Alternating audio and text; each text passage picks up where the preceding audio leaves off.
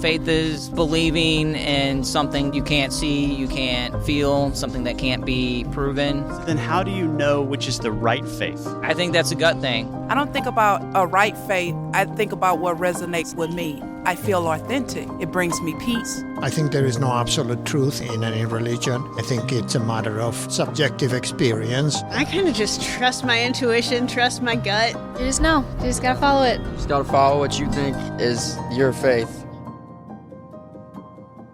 If faith is blind, then what makes one belief better or worse than any other? And if it's just a leap in the dark, why should any of us feel obligated to believe anything at all? My name is Shane Rosenthal. I was raised in a Jewish home but became an atheist at a very young age.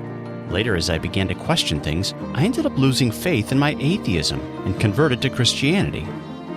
Since that time, I've never stopped asking questions, and I've spoken with authors and scholars from all over the world in order to explore the beliefs and ideas that shape our lives.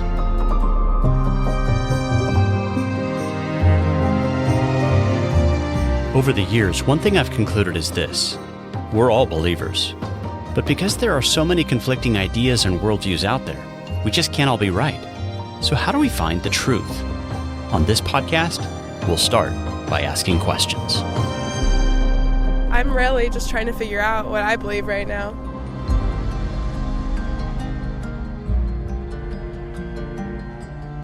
Hey there, and welcome to the Humble Skeptic podcast. I'm Shane Rosenthal, and joining me for this episode is Brett Kunkle, who is the founder and president of Maven, which is an organization that exists to equip the next generation to know truth, pursue goodness, and create beauty, all for the cause of Christ. Brett has also co-written a book that I'll be discussing with him titled A Practical Guide to Culture, helping the next generation navigate today's world. Brett Kunkle, thanks for joining me. Shane, it's great to be with you. I look forward to this conversation. So before we talk about your book, tell our listeners a little about the organization you founded. Yeah, well, I've been working with young people for the last 25 years. They're my heart, and I know that if I'm going to effectively reach young people, we got to go after the moms and dads, the youth pastors, the Christian educators as well. So those are really our two main audiences. And what the idea behind it was, we're working with a younger generation that needs good apologetic training. They need good theology. They need that foundational stuff. And yet what's really hitting them front and center day in and day out is culture and worldview. And that is really undermining their faith. And so we just wanted to be a little more broad and more culturally savvy, if you will, and help young people navigate really that immediate felt need of, hey, I've got a friend who's transitioning. I've got a friend who's gay or lesbian, and I need answers to that because that is undermining my Christian faith. So that was kind of the idea. Talk to us for a minute about your unique approach to mission trips. Yeah. So one of our three main strategies is what we call immersive experiences. What we found is that, through the years, the stuff that we do in the classroom with young people or in our homes in terms of just kind of teaching is really important stuff. But I don't think it's adequate alone.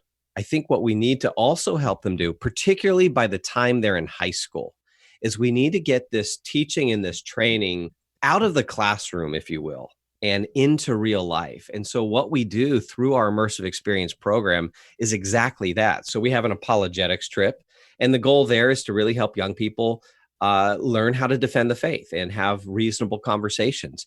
This is where it's out of the classroom into real life, and it just comes to life. And so a young person who's on the apologetics trip, we're going to go into Berkeley's campus and talk to some skeptical Berkeley students, or we're going to meet with the atheist club at Berkeley, or we're going to go to the Unitarian church. And so the idea with all these trips is to put them in situations where they have to engage the ideas, they have to engage their minds, but also their hearts, and they have to engage with the world around them. So it's not just a worldview up here in the mind, but it's a worldview and a life view that gets lived out. Ideas have consequences. So let's get into the topic of your new book, which you co-wrote with John Stonestreet. Tell our listeners why the two of you decided to write A Practical Guide to Culture. John and I, our hearts and minds are aligned in really engaging the culture, equipping the church. John's the president of the Colson Center. That it just is a real kind of kindred spirit with Maven, if you will. And John and I are good friends. And we started talking about the need to equip parents, because parents are the primary disciplers of young people. John and I looked out there and said, there's just not a lot that we think engages the culture on a thoughtful level and puts together a lot of the practical stuff. So much of modern Christianity is just so overly pragmatic, and it doesn't equip parents with the framework, with the the intellectual and conceptual tools that they're going to need to really help their kids navigate the culture. So that's, it was really out of a heart for the people who are discipling young people, primarily parents, but also we think that youth pastors and Christian educators play a huge role in this as well, can be really amazing allies for parents. I think we need to expand the circle of allies in an aggressive secular culture. So yes, parents are primary, but that doesn't mean the youth pastor or the youth leaders don't play an important role, and the pastor and the educators. Podcast hosts, absolutely, right? But it's just this idea that we're just so isolated in this individualistic culture. As the church, we need to come together as a family and really disciple the next generation. Parents first and foremost. In your introduction, you use the metaphor of waves and undercurrents to help your readers think about culture. Can you talk about that? Yeah, it really comes from living in Southern California most of my life. And, I started surfing in junior high and high school and fell in love with it, surfed through college, got married when I graduated from college. And I thought, it'll be amazing to teach my kids how to surf, to do this as a family. And so when my wife and I had kids, we got them in the water right away. And I realized that there needs to be an intentional process if I'm going to equip my kids for the ocean. I can't just put my 2-year-old in the water, push him out on a surfboard and say, go for it, right? They're going to drown. Yeah. And what they need is they need my protection at first. My long-term goal is to help them to surf all by themselves, navigate the water all by themselves. I don't want them to need me anymore. But in order to get there, the first step is protection. But in that protection, there's also training, passing on knowledge. I mean, you got to have knowledge of the ocean. Yeah, currents. You got to see what's going on not only above the water but underneath the water. Right. I mean, I've seen where it's been pretty small day out there, and it doesn't look like the waves are big, but there's strong rip currents. And I've seen kids and adults get in a lot of trouble and have to be rescued. And so I realized that this was actually a really great analogy for what we need to do with our kids in the culture. I mean, if the culture is like the ocean, there are parts of the culture that are wonderful and beautiful, and it's like that calm, beautiful tropical beach. And there are other parts of the ocean where it's just churning, and there's rip currents and there's huge waves, and you can get pounded and you can drown. Or eaten by sharks. Yeah, eaten by sharks. Yeah, you gotta think about all of those things, right? And so you got to have the right preparation. You've got to be knowledgeable about things, and you got to get some experience.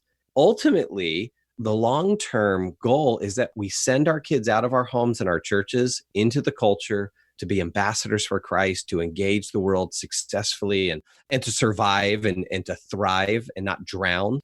But in order to do that, we have to be very intentional. And I think the first step in a very secular culture is a lot of protection.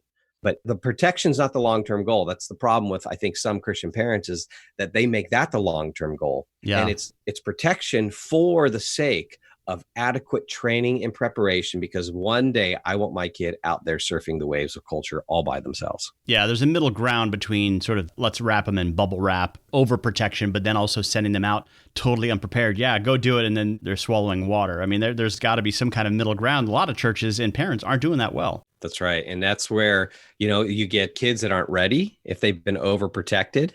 And then on the other side of it, you get kids who get beat up by the culture and are ready to drop the faith before they even leave the house, So we've got to really think carefully through this process. And so the undercurrent, the cultural undercurrents are basically those ideas that are not on display, but they're sort of the things that cause waves, successive waves, to come crashing on the shore. And you say the waves in your analogy or metaphor are sort of like those cultural issues that come up in the 24-hour news cycle. But behind that are these sort of ideas embedded in culture. Talk about that. Yeah. So you have, waves are very visible. You can be standing on the shore, you can see the waves. And I think, there are clear issues in the culture that we can very clearly see. I mean, LGBTQ, those issues are front and center. They're big waves. They pound our young people. All they've been told is, well, the Bible says this is wrong and that's it, and so they just have no idea how to navigate this. Those kind of issues are the waves: gender identity, pornography, casual sex, entertainment. Those are the things in part 3 of the book that we kind of identify as these clear waves. But again, going back to that surfing analogy, you got to be aware of what's going on underneath the surface. And so these are these undercurrents in the culture that are not quite as visible, but have a powerful influence. And so we look at things like just the information age, right? We live in an information age where we're overwhelmed by information. We don't know how to navigate that. So we don't know who are the authorities we should trust. In fact, for a lot of young people, the amount of information undercuts the idea of an authority. Yeah. Like, I don't need to go to mom and dad. I don't need a wise sage or mentor or pastor in my life. I can Google it, right? Because it's all at my fingertips. Those kinds of undercurrents are kind of beneath the surface. They just are not as explicit, but are having a powerful impact. The whole idea of extended adolescence. Sometimes these undercurrents eventually become waves. So there are some parts of the culture that now are coming out very clearly and saying, yeah, the goal in life is to not grow up. That's right. Clearly not the goal of life. So a lot of these are just things that you have to do some cultural analysis. You have to spend some time studying the ocean of culture, if you will. And I think here's the big takeaway that parents and pastors and Christians need to think about. How does the culture so powerfully shape us? It's often by simply presenting to us what should be normal, right? Let's take a smartphone, for instance. People aren't going around saying, everyone needs to own a smartphone. Everyone should own one of these. Right? No, there's just advertising. There are movies. There are, cultural narratives that present smartphone ownership as the normal thing. And I mean, think about how we've been influenced by this. I would guess that most people in America and Christian parents didn't spend a day or a week reflecting on the nature of this technology, the power it has to influence and shape us. It was just presented as this is the norm, and we just kind of buy into that. This will help you be a better you. Yeah, it's just presented as normal. Yeah. And so now our young people, all of their friends at school have smartphones, and they don't reflect on this whatsoever. Everyone's got it. It's the norm. If I don't have it, I'm kind of abnormal. I don't want to be abnormal. And so that's how culture powerfully influences us. It's kind of like we're just in the water of culture. We're absorbing it. We're splashing it on each other. And that is how culture powerfully shapes us. And so it's going to be important for us to kind of pull ourselves out and constantly evaluate the waters. Yeah. What's a good definition of culture, and how does it not only shape what we do, like the habits you were speaking of, but also how does it influence the way we think? That's one of the most difficult things to define, is the word culture. What we outline in the book are 4 things in particular that I think help us get a little bit more handle on this. It's really hard to lay out any kind of definition that encompasses everything, but these are some of the key aspects of culture. There are the ideas of culture, right? So there are ideas that we propagate, that we promote, that we engage in the culture. And these ideas have influence then on other things like champions. So champions is another part of culture. These are the individuals. These might be sports stars. They might be celebrities. They might be professors. At one point, champions were, Christian leaders. All these different individuals who are promoting or arguing for or pushing different ideas. And so there's an interplay between the ideas and the champions. And then you have things like institutions, whether it's something like the Boy Scouts or whether it's church or whether it's, a business, the institution of law, the institution of education. Hollywood. Yeah, Hollywood. All of these things make up culture. And then you also have artifacts. So these are the poems that get produced, the songs, the books, the buildings, the clothing. And these artifacts all often communicate ideas, right? These things aren't neutral, but they're communicating, certain styles of clothes, certain pieces of art are communicating ideas. So there's just this dynamic interplay between all of these things, and together make up culture. But ironically, here's, the thing, we as human beings make culture, we create culture. And then the culture turns around and it shapes us very powerfully. Yeah, sociologists and media ecologists talk about the way that we make tools, but those same tools then shape us. You're saying that's the same thing that happens with culture. Absolutely. I think the smartphone technology is a great example of this, right? We create the technology, and now the smartphone is shaping an entire generation of people, multiple generations of people in all kinds of ways. And not all of them good. No. And that's where, we need to understand that the tools that we use, the tools that we create are not neutral. Right. A smartphone is always pushing in some direction. It's always moving us in some direction. We might not argue that it's immoral to own a smartphone or something like that. We also wouldn't want to say, well, it's completely neutral then, and then just hand this over to our kid. No, it's not neutral. It doesn't have neutral. And so that means by our very use of something like a smartphone, it has the power to shape us. By our very use of social media, it has the power to shape us in various ways. I mean, if you think about like the system of likes and followers, right? And how that can shape a young person, particularly you take a young person who is struggling, with identity formation. Who am I? What am I? Right. What's the purpose of life? They're kind of figuring this out. So whether it's, that young girl who feels the pressure to post a sexy picture of herself, and then all of a sudden she gets all this affirmation of likes. Mm-hmm. And the more she posts that, the more that's reinforced. And then that feeds into her sense of herself and her identity. I mean, gosh, is posting pictures wrong? No, but it's not neutral what it can do to you in terms of, these Right. tools. Yeah. So what we need is wisdom as we use these technologies that can be used for good or ill. Yeah. That's where young people really need adults. They need moms, dads, pastors, all these allies to help guide them wisely through all of this. And this is one thing I gotta admit that drives me crazy about kind of our modern churches. Our churches are structured to break up the adults from the young people. And I think youth ministry is a wonderful tool, but when we cordon off young people for the entire duration of their, first 18 years of life in the church, that is not healthy, because they need wise guides who come alongside them to navigate all this stuff. Yeah. So if they've been in children's church and the junior high club and all those groups, they've never met the older folks. Yeah. And so we end up cutting them off from the wisdom they so desperately need. Yeah. And from the modeling they need. And, this is where you see the issue of how they're socialized by their peers then, right? And many of their peers are frankly very narcissistic, very self-centered, very secular. And this is what they're being socialized by. They're being socialized by pop culture.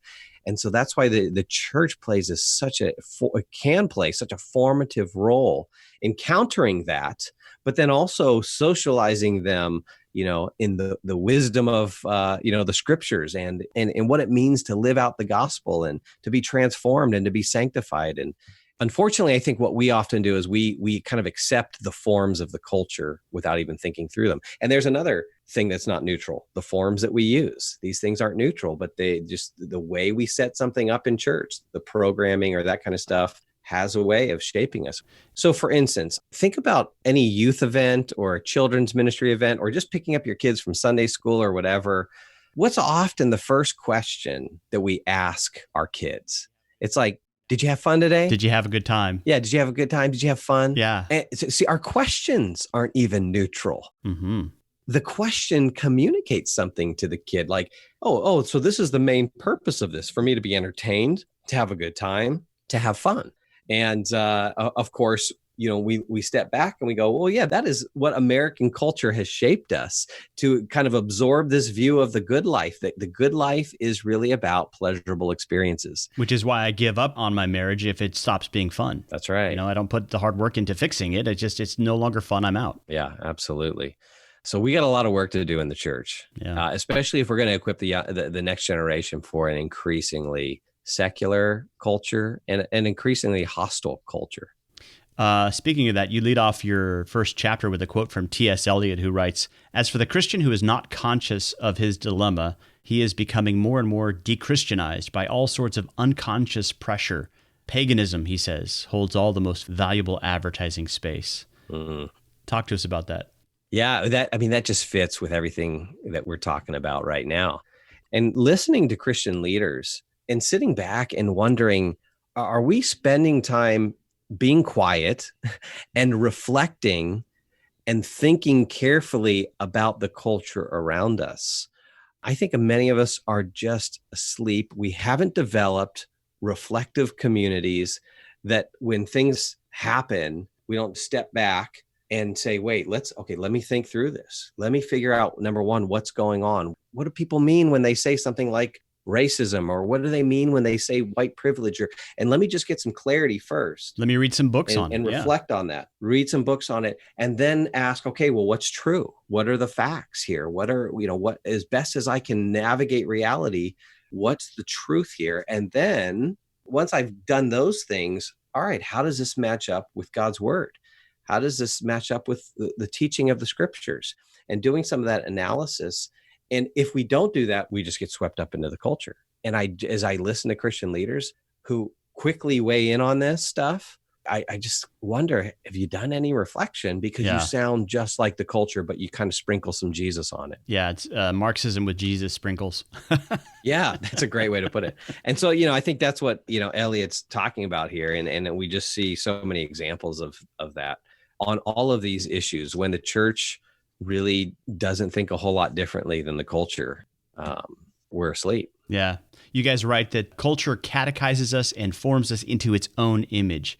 As I was recently talking to my own kids about this very thing, it dawned on me that one of the advantages of getting older is that you begin to see how arbitrary things end up really being. When you're 14, you look around and you say, this is the way the world is. But when you get to be 54, you see this new morality that everyone is currently assuming and demanding that we all conform to is actually different from the one that was just in vogue 5 or 10 years ago.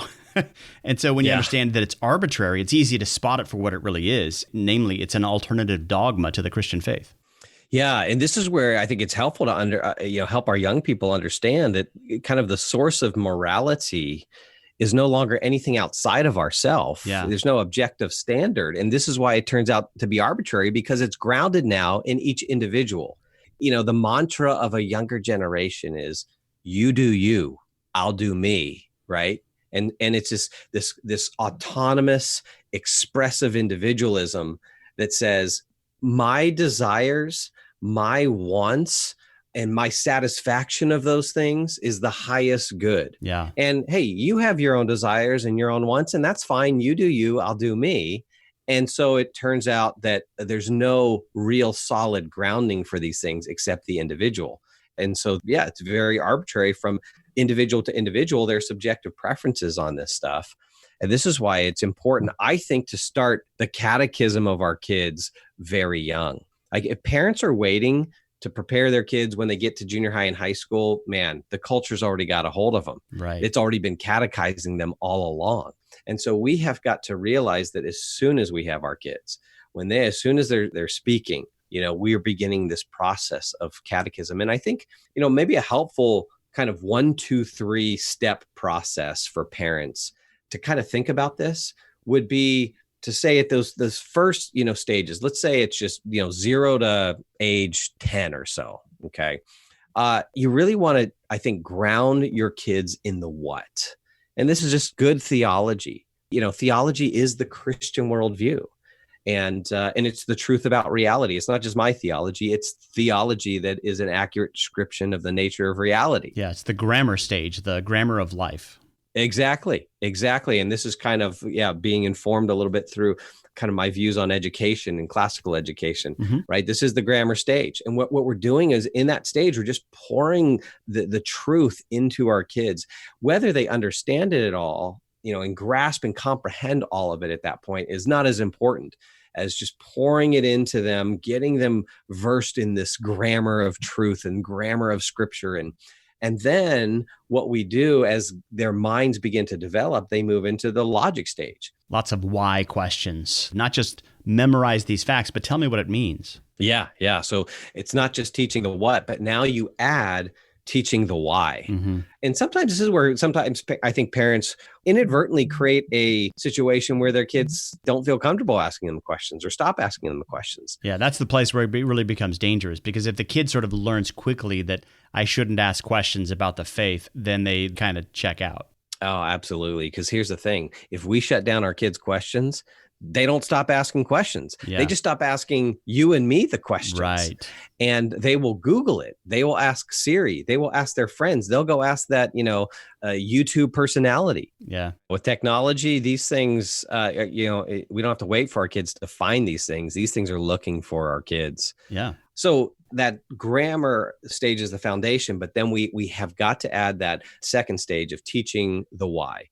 And you always teach the what, but then you add teaching the why. And I actually think that maybe one of the reasons why so many of our congregations lack the maturity that they should in their faith is because they're stuck in that first stage. All they've gotten for all of their life is just the what. And they've never been taught the why and how to think about these things for themselves and to be really reflective and thoughtful. And so we add that. And then by the time your kid's in high school, in classical education, that's the rhetoric stage. And the way I characterize that is that's where you teach the how to.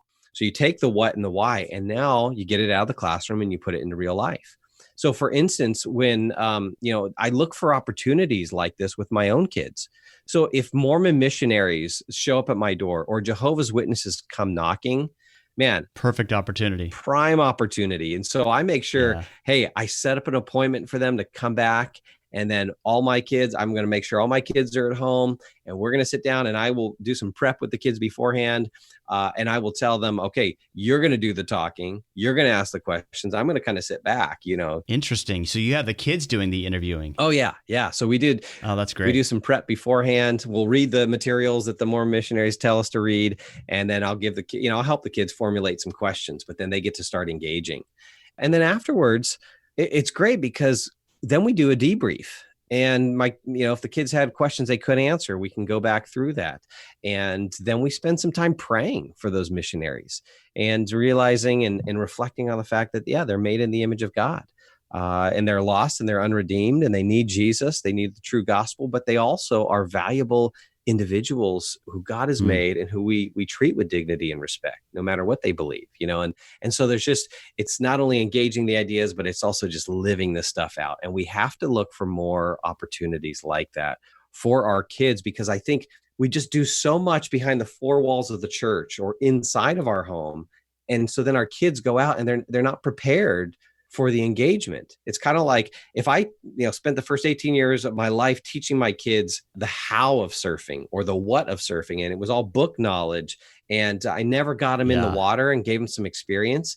Man, the first time they don't have the muscle memory. Exactly. Yeah. They're not going to be ready. And one of the key things is learning to articulate. Right. And most adults know that when you are forced to teach something, that's when you really learn it. And that's when you internalize it, and this is one of the benefits. We do some homeschooling with our kids, and we pull in our high school kids who are at home, and they teach our elementary school kids on different topics. And plus, not only do they learn the material, but then they're pouring into a younger sibling or a brother and sister in Christ, and getting outside of themselves. Hey, school is not just all about you and your grades and what you can accomplish, but it's also about passing that knowledge on to, others. So there's so many valuable things in that, but that articulation is so key in helping them to internalize these things, because ultimately we want them to own the faith for themselves.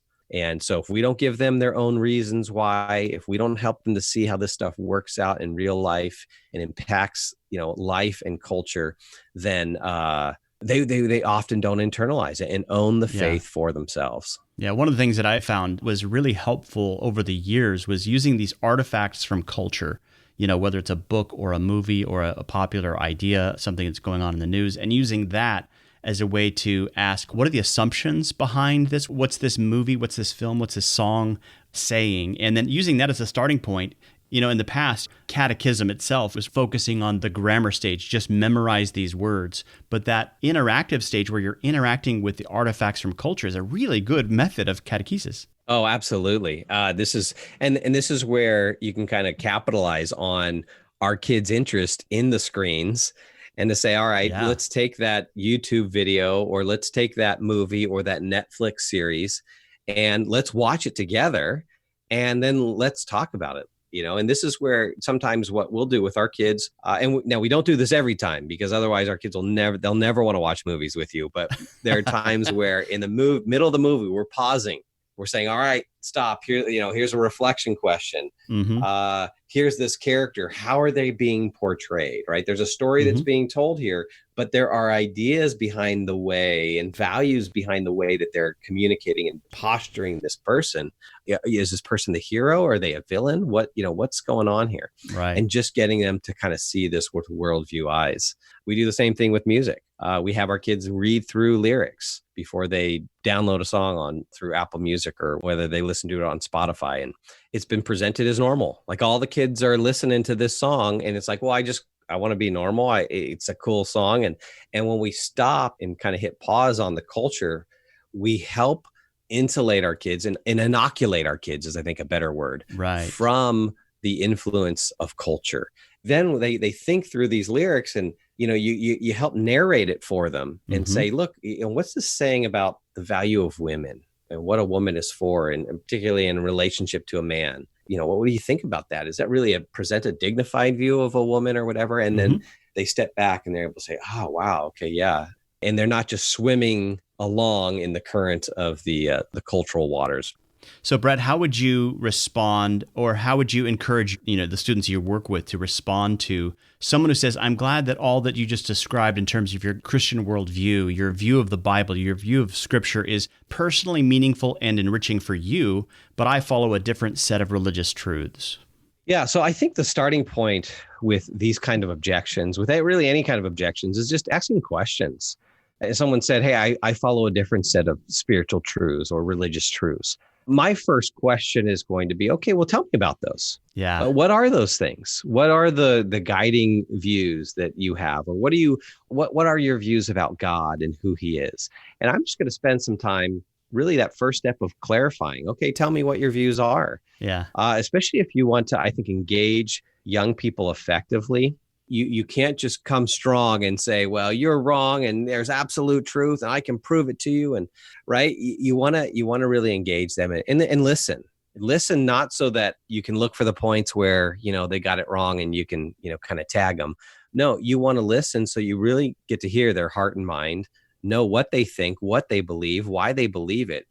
I think when you do that necessary work of building some of that relationship and that trust, you can then become an authority for those young people because they grow up suspicious of any authority. And yet they also desperately want some authority in their lives because they're just fully unanchored in so many different ways. So we can earn that with them. So the first step is just to say, hey, okay, what are those views? And then that's going to really inform where I go with that person.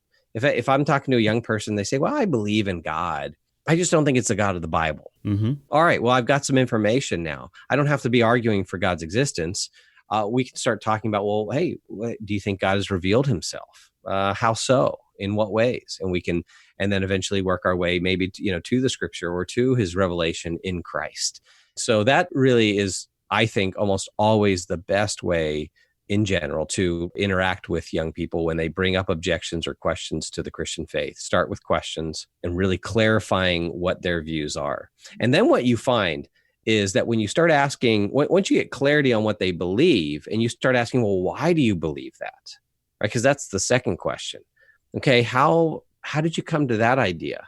Where did you learn that from? Do you have any reasons, any evidence for that view or that, that take on things? And that's where you find most young people, they haven't thought that far ahead. Exactly. They just have these things that they've repeated from the culture. They've been catechized by the culture, but they haven't been, educated very well. But in fact, this is one of the things we find when we take students on these immersive experiences, because they're very intimidated. Christian students are intimidated to go talk to a stranger on, UC Berkeley's campus about religious and moral issues.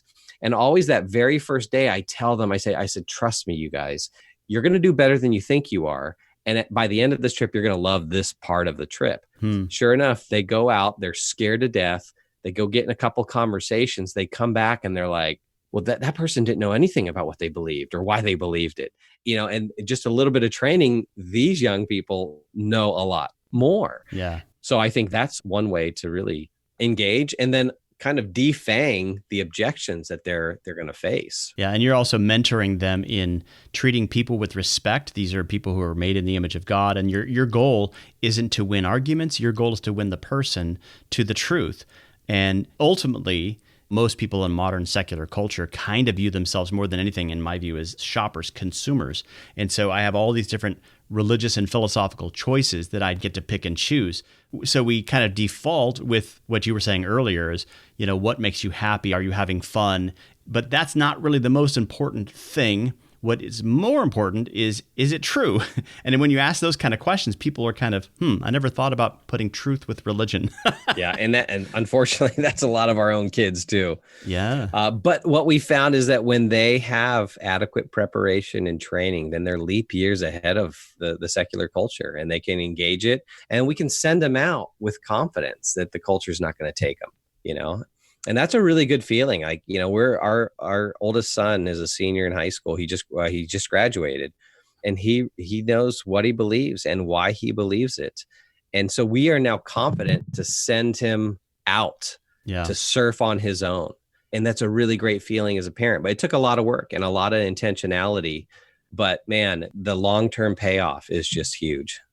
It seems to me, when you think about like the kinds of experiences you read about in the book of Acts, you don't simply have an apostle giving a speech about how fun it will be if you come to this meeting, or how my life was changed after an encounter with Christ. What you find are, attempts at persuasion. They are reasoning and persuading men. They are walking through the scriptures in the synagogues, showing how Jesus is the Christ. And in Greek context, Acts 17 comes to mind, they're reasoning and interacting with artifacts from culture, statues and poetry. Yeah, I think, in fact, one of the things that we do at the end of the trip is we do some evaluation when we do these immersive experiences, and we ask the kids, we say, okay, how many of your week in, week out experience in the local church looks like the book of Acts, right? And how does this trip compare? Does this trip or your local church experience look more like what you read in the book of Acts? And inevitably, kids will say, man, this experience. Yeah. And why is it? Why does the modern local church look so different? Yeah, maybe we need a reformation. Yeah.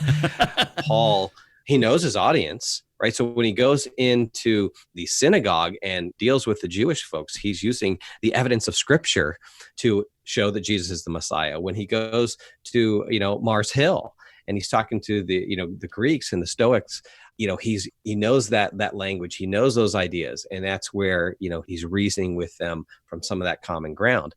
And in the same way, we need that how to. But then I think here's another important thing that we find when we kind of look at the book of Acts is the content of the message, right? Gosh, when you start taking the content of what Peter and Paul and the disciples are preaching in public settings, it's radically different than what we're talking about often in modern Christianity, and the appeals that we make to unbelievers.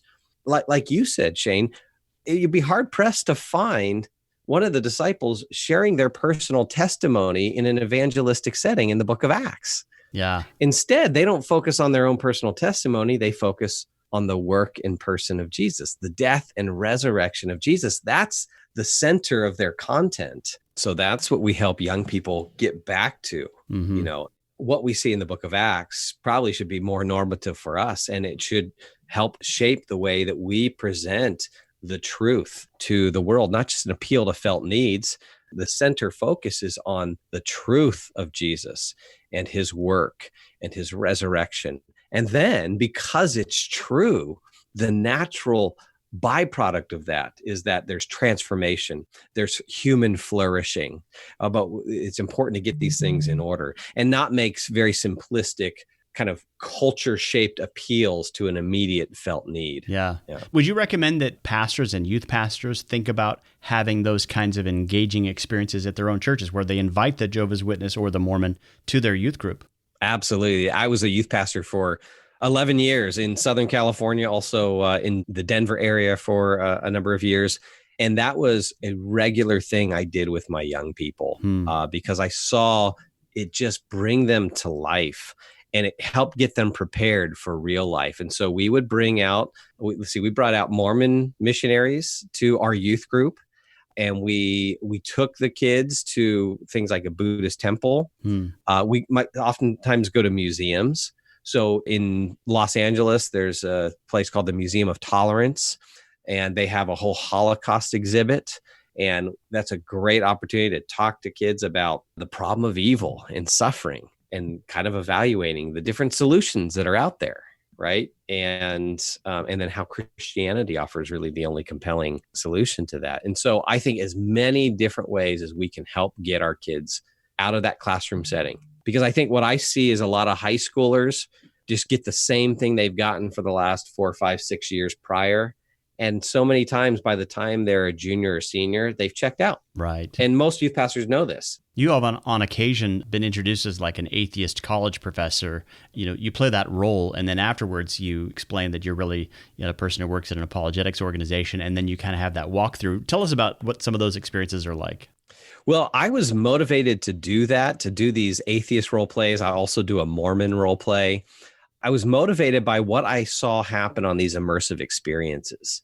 I saw students, when they got challenged, like wake up and get motivated to study. So we would take these students, they'd get torn up by an atheist or torn up by a Mormon. And because they were with us and we were walking them through that, they didn't get discouraged. They didn't, drop the faith. They kind of said, hey, help me. And then they were motivated. And then you hand them a book on theology or on atheism or on apologetics. And you no longer have to say, here, you need to read this. They're like, hey, just show me the right book and I'll read it, And so there's that internal motivation. So, there's a lot of youth groups or Christian schools that I work with or speak at that I'm not able to take them on these trips. Well, how can I bring some of that trip to them? And so that's where I thought, okay, I'm going to role play with them because I've seen what it can do. Yeah. And particularly if a group doesn't know who I am and I come in and I'm introduced as, the local community college atheist professor, it really adds some intensity to it. And often what it does is it just exposes young people to the fact that they know very little about their faith, right? And we know this anecdotally, and just the moralistic therapeutic deism of our young people is so pervasive. I do think that adults are waking up a little bit more, especially to the need for worldview training and apologetic training and good theology. Right. Because I think they're feeling the pressure of the culture. And the sad thing is they haven't been equipped. Yeah. So the parents now are waking up to the fact that there is a world outside of our church walls that is very dogmatic and hostile to the things of God, and I don't know what to do. Yeah, honestly, that's one of the reasons why we were very motivated to create what we call the Maven conference. We host it in Southern California. Ultimately, our goal is to take it around the country, but it is a conference that is designed to help equip the parents, the Christian educators, the youth pastors to equip their kids. Like we want to disciple the disciplers. Yeah. And because we've seen there's such a huge need, and parents are, again, I think that there's this growing kind of felt need that they need to be equipped, but they're not. So they're looking around for resources and they're just not finding much out there. Yeah. And so we need to help equip the parents because they're going to have the biggest influence on their kids. Well, the book is A Practical Guide to Culture by John Stonestreet and Brett Kunkle. And Brett, you have a student edition of that as well, right? Yeah, the student version mirrors the adult version. There's only one chapter that we left out for the student version, but otherwise it's something that parents could read, A Practical Guide to Culture, and then have their teenager, their college student read A Student's Guide to Culture. And it could foster some really rich conversation between parents and their kids and to really help equip the kids to navigate culture. So that's A Student's Guide to Culture. Well, I highly recommend both. And Brett, thanks for being with me for this program. Thanks, Shane, for having me. Well, thanks for joining me for this episode. And as always, for further reading on this topic, be sure to head to the show notes where we've included links to various books and articles by Brett Kunkle, along with many other related resources. As you're thinking about year-end gifts this holiday season, please consider supporting the work of the Humble Skeptic podcast.